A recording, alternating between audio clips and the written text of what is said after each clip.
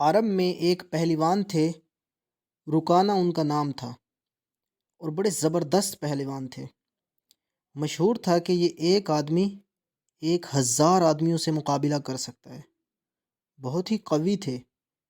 ان کے بدن کے وزن کی یہ کیفیت تھی کہ اونٹ ذبح کر کے اس کی کھال بچھا دی جاتی اور رکانہ اس پر بیٹھتے اور نوجوانان عرب اس کھال کو کھینچتے تو وہ کھال ٹوٹ جاتی، پھٹ جاتی، مگر وہ حصہ جنبش نہیں کھاتا تھا جس پر رکانہ بیٹھے ہوتے تھے۔ حضور اکرم صلی اللہ تعالیٰ علیہ وسلم نے ان کے سامنے اسلام پیش کیا اور فرمایا، رکانہ، آخرت آنے والی ہے، کیوں اپنی عمر ضائع کر رہے ہو؟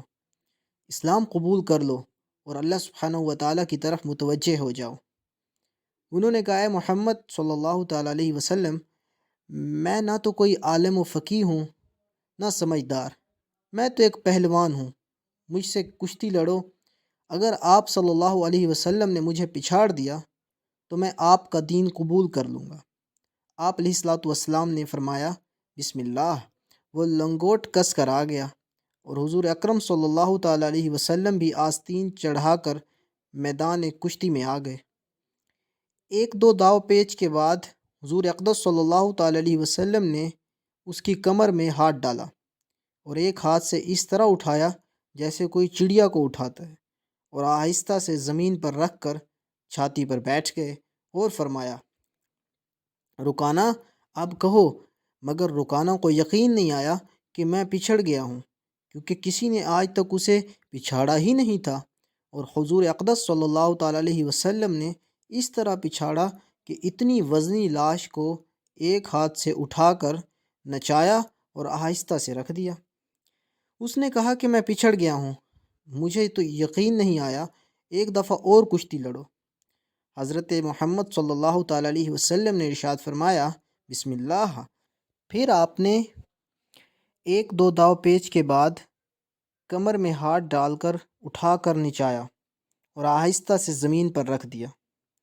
فرمایا، اب بتاؤ، یہی شرط تو ٹھہری تھی کہ اگر تم پچھڑ گئے تو اسلام قبول کر لو گے۔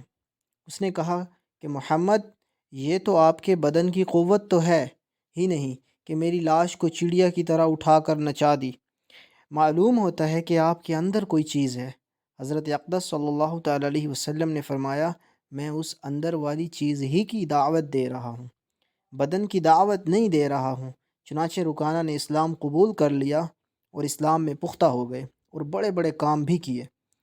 ایک مرتبہ بہت سے چور آئے اور رات کو بہت سے اونٹ بیت المال سے چرا کر چلتے بنے۔